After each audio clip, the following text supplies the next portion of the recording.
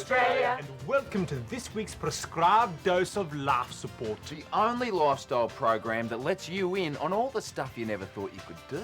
That's right. It's wonderful to be in your homes tonight. Yes, it is. I'm Todd, Life Support's handiest man. And tonight, I'll be heading out to the backyard and giving you some top tips on eating fresh and fast from your very own veggie patch. I'm Penny. You know the rest. A little later, I'll be showing you how to keep those points on your driver's licence. And I'll be topping up your knife knowledge with a frisk-free way to carry an awesome blade in today's uptight uptown. Knowing I need no introduction, I'll simply say, how's it, and tell you that tonight I'll be teaching you a memory trick that will make you the envy of an elephant. I'm Life Support's modern woman Sigourney, and tonight in a special segment, I'll be showing you ladies the perfect place to hide your solo pleasure pal. Oh, well, haven't we got an exciting show for you tonight? Yeah, it sounds all right. It certainly does, so let's get started.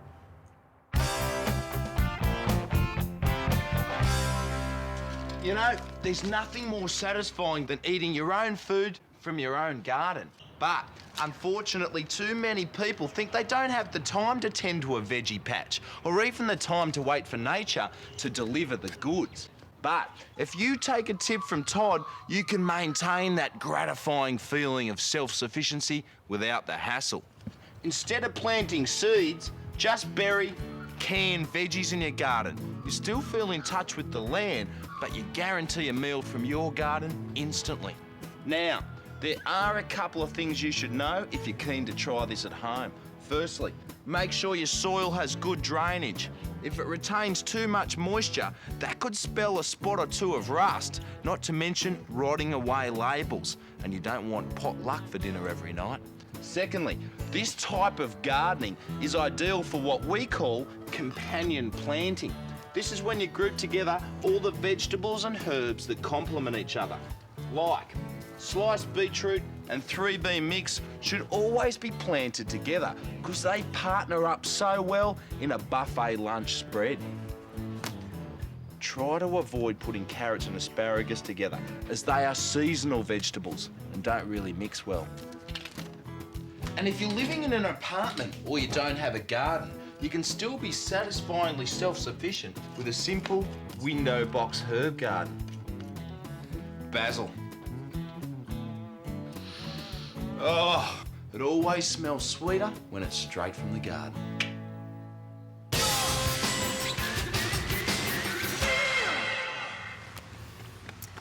Did you know that the cops now have the power to randomly stop and search anyone they think might be carrying a knife?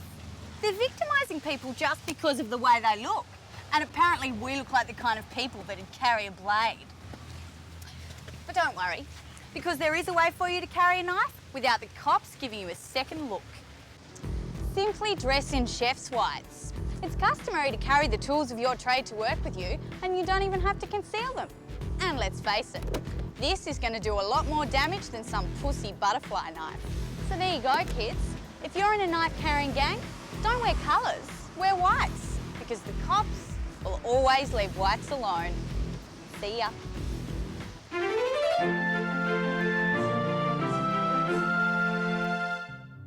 Every modern woman, married or single, no matter how socially adept, will eventually find herself home alone with an itch to scratch that just won't go away. So, every girl needs a little helper like this. It doesn't always take two to tango, and let me tell you, there's no shame in a little solo dirty dancing. The trouble is, no matter where you hide it, there's still a chance that your lover, boyfriend or husband is going to find it. And men hate the idea that you might actually get sexual pleasure from something that isn't them, especially something that stays hard for over 4 minutes. So, the eternal question remains, how do you have your little helper and hide it too? Well, as Edgar Allan Poe taught us in the Purloined Letter, the best place to hide something is out in the open. People never look for something that's right in their face every day. So, here's the way to make sure that your not-so-little secret is safe. Disguise it as a toilet roll holder. Simply remove the roll from the bracket and then insert your pleasure machine as the spindle of the toilet roll holder. And there you go. Men are so used to having these kinds of phallic objects in the loo, they'll never give it a second thought. Oh, and if he does call you on the phallic shape of the holder, accuse him of having a filthy mind and ask him if he often has homoerotic thoughts like that. He'll back off quick smart, so he'll never discover that the loo roll holder is battery operated. It's quite embarrassing. They should hide it, they should keep it in a private place. I'm not saying I have one, but in the clothes, you know, you put them all at the back there and just make sure it's your private drawer. But then again, don't call it a private drawer because they're bound to go for it.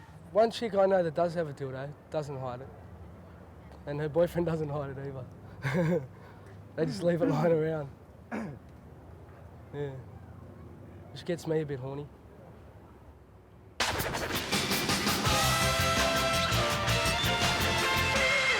Geez, Dr. Rudy, what do you reckon about that? Well, I think it's totally unnecessary for young women to use things like that. Not everything has to be a DIY project. Get a man, for God's sake. I know, and batteries are so expensive these days, but a bloke, I mean, all you got to put in a man is a meal and he's ready to go. That's right. And next time she declines your advances by saying she has a headache, remember it's probably from the buzzing sound she's been listening to all day. Geez, Dr. Rudy, you might be onto something there. Well, let's move on now, shall we, Todd? Yeah, right. And let's do that by taking a look at this. In this day and age, we're more and more conscious of what we're putting into our bodies and what we're putting on our bodies. So, when you're next buying makeup, here's a label all modern women should look for. Not tested on animals. It's important because it means the manufacturers haven't really found out for sure whether or not your makeup will react with your skin. Now, I'm all for animal liberation, but if it's the choice between a bunny suffering hours of excruciating pain before a tortured death or me getting a nasty rash on my cheek just before a big night out, well, it's no contest. And because this sort of thing now dominates the cosmetics industry, almost nothing has had a proper test on flesh. So here's a solution. Simply offer to look after your friend's children. Then have a fun makeup session where the kids can try on all the newly released makeup lines. Children are best for makeup trials for two reasons. Firstly, they love to wear lots of makeup. Little girls will want to apply more than a prostitute, and little boys will always want to paint their face like a clown, so they're guaranteed to get maximum exposure to any nasties. And secondly, their young skin is much, much more sensitive than yours. So if they come away unscathed, then you know that your cosmetics are completely safe. And if they discover a product that's probably best avoided, those tears will be washed away with a piece of chocolate long before Mummy and Daddy come home. Make sure you carefully note the product so that you never use it and so you can recommend it to girlfriends who've done you wrong.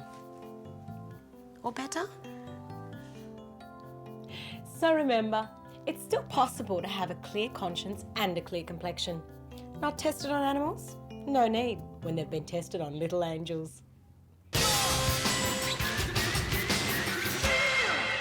problem Australia is facing at the moment is that a lot of our international brothers and sisters are taking a leaky cruise ship to rock up on our lucky doorstep.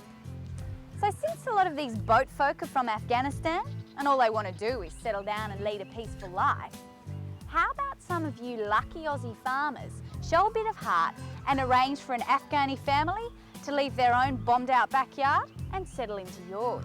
It'll be well worth it, because while you help your new Afghani brothers and sisters, aunts, uncles, cousins and grandparents find a new home, you'll be able to use their expertise in semi-arid farming to your advantage.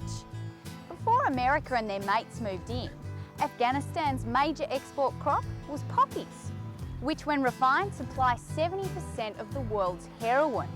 So remember, think globally, act locally. The next time your field is fallow, don't follow the crowd. Diversify your crops by planting poppies. Then simply encourage your new neighbours to do what they do best. It all balances out pretty well. The Afghanis are experts in cultivating semi-arid soil and they want to live here. And because European farming methods have stuffed the land, most Australians want to live in the cities. So, here's an opportunity to get off the sheep's back by boosting your economy with cheap smack. See ya.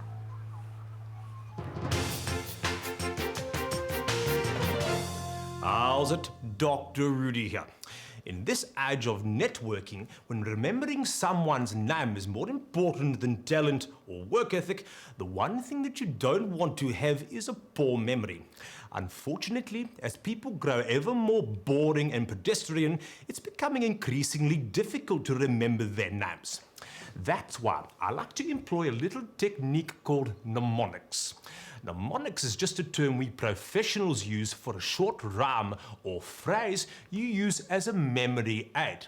So when you meet a new person, just think of a phrase that rhymes with their name and you're much more likely to remember their name the next time you meet. Slept with his wife. Jonathan Fife. Hello again. How is your wife? Ah, big, dull and fat. Angela Pratt. Good to see you. 9 months to live. How's it, Viv? You're looking great. It's easy as that. So wave goodbye to the social blues today with the aid of our memory friend, mnemonics. Hello there. Ah, locks the back door. Fiona Moore. Bye now. Oh, Penny, that was an informative segment, don't you think? I mean, I really believe... Oh, my God! What? Your arms, under your arms, there's something there. There's nothing there. What do you call that? Hair? I can't believe it. I mean, on national television. I mean, you don't have to respect yourself, but at least you can respect the people at home. They don't need to see that. I don't think they care. Well, I just hope there's a good reason for it, like severe sensitivity or extreme allergy. Nah, just don't shave my pits. I'm not making the man rich by buying his blades. Especially not when he's the one telling me I need to be smooth to be feminine. But you do. I mean, how on earth are you going to get a man if you're trying to compete to look like one? Oh, don't worry, I do all right. In fact, some blokes think it's a bit of a turn on. Really? No, I think it says more about your boys rather than my men. Anyway, I think you should put them away now. Couldn't agree more. So right now, let's take a look at this. There's nothing wrong with living in a small apartment. What with housing prices these days, most of us can't afford to live in the salubrious digs that we'd like. What's more, if you're trying to make a good impression with that special lady, sometimes you want to make things appear bigger than they really are. 10 years ago, a home decorator would have told you to install mirrors all down one wall, but no one's fallen for that trick since 1987. The answer is to create the illusion that there's more to your pad than meets the eye.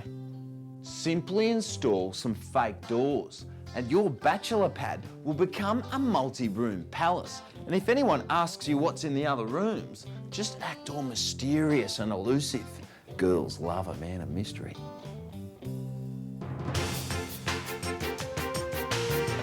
The real estate market is by definition competitive. But with so many houses up for auction every week, how do you differentiate your investment property from the others in the street? The answer is simple. No matter how far we think we've crawled out of the primeval ooze, we are still motivated by primitive urges. So, on the day of your auction, just borrow your next door neighbour's house and then phone your favourite madam and engage the services of two trustworthy professionals, giving them explicit instructions.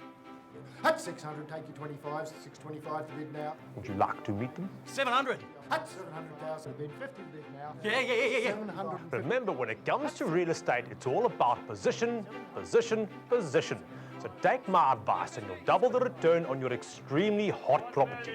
Sold to you, sir. Congratulations. Bye now.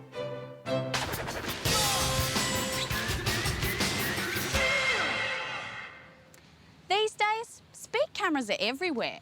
And if you get pinged by one, you not only cop a fine, but you also lose points off your licence. So if you like to lead-foot it, don't worry, because there is a way for you to get where you're going faster without losing a point. Here's what you do. When a fine arrives, pay it. But here's the tip. Give them a tip. If you're supposed to pay a fine for $118, send them $120. Then the Infringement Processing Bureau will send you a cheque for the excess $2. Now, here's the important part. Don't cash that cheque, because thanks to the beauty of bureaucracy, the Infringement Processing Bureau can't deduct points from your licence unless the cheque's been presented. And that's all there is to it. I'm sure you still have to pay the fine, but the point is, your points are more valuable, especially on a double demerit weekend. See ya.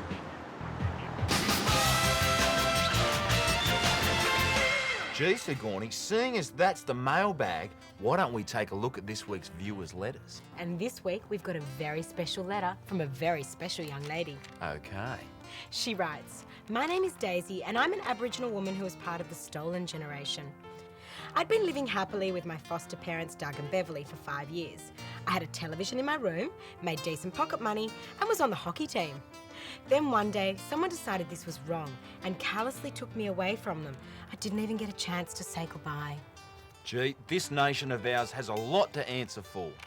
I followed the white picket fence back to our home in St Ives, but they'd already moved on. It's been 20 years since I've seen them, but I was wondering if there was any way you could reunite me with the two people I still think of as my parents. Yours sincerely, Daisy, formerly of St Ives." Daisy, if I said I knew pain like yours, I'd be lying. And Daisy, I just want to say to you and your foster parents and all the foster parents who have had their children shamelessly taken from them, we at Life Support are deeply sorry. And Doug and Bev, if you'd like to be reunited with your temporary daughter Daisy, why not write into us and we'll try and get yous back together. Oh yes, we'd love to reunite your family. Just contact us at Life Support, Locked Bag 028. Crow's Nest 1585. I just hope it works out for the best. But right now, why don't we lighten the mood and take a look at the next segment? Had a filth party last night. The only problem is, my next door neighbour Jerry keeps giving me grief. But I like to party, and I'm sick of the man's minions coming round and shutting things down. So, today I'm going to show you how to make sure your next door neighbour never calls the cops again. All you have to do is grab yourself half a dummy and screw it onto a skateboard. Put a t-shirt on it and whack on a cap. Now you have yourself an innocent kitty just playing on his skateboard. The next time your neighbour goes to work, just roll the dummy out in front of the car. When the dummy's hit, intercept your neighbour before he gets out of the car. Don't worry, mate, I'm the only one who saw. Just drive. I'll take care of it. For God's sake, just drive. Now, your neighbour will probably contact you within a couple of hours. Just tell him the child is dead and you've buried the body. No one will ever know, it's just our little secret. He shouldn't complain about the noise anymore, and there's no way he'll call the cops. And you can count on him to help you out with anything you need in the future. Right neighbourly of him. See ya.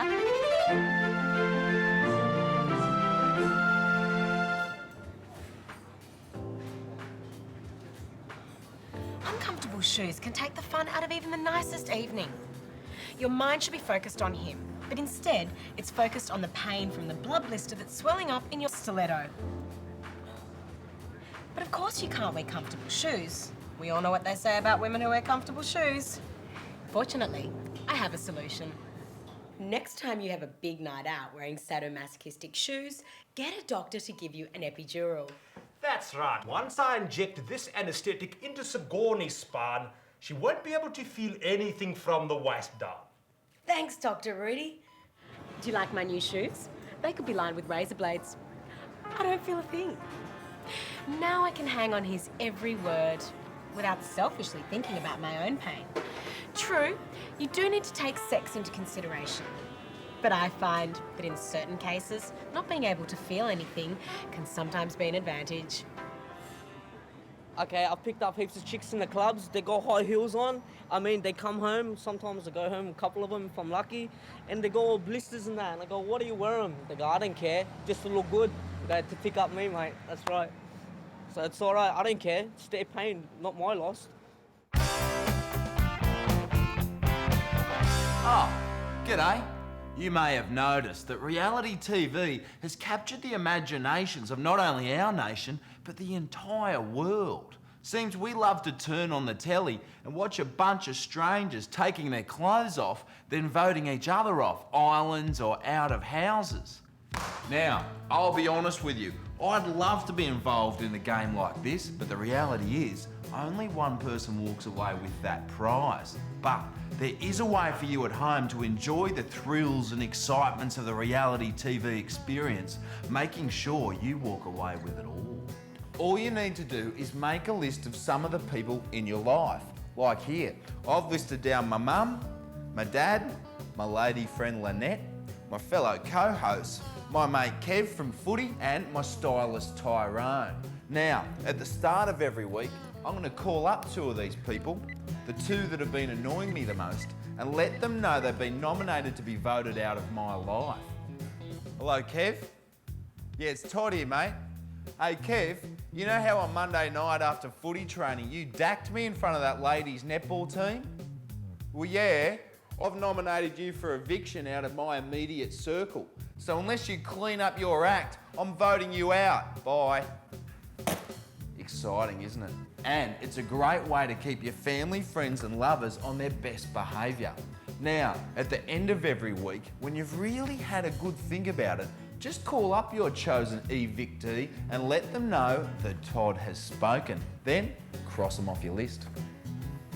Now, after a month or so, you may begin to feel a little lonely, but don't panic. That's just part of the experience. And as the ancient Chinese proverb goes, if you love something, set it free. If it comes back to you, it's yours forever. And if it doesn't, it was never yours to begin with. But when they do come back, you'll hit the prize pool. Hello? Oh, g'day, Mum. Yeah, of course I'd like you to take me out to lunch. That'd be lovely.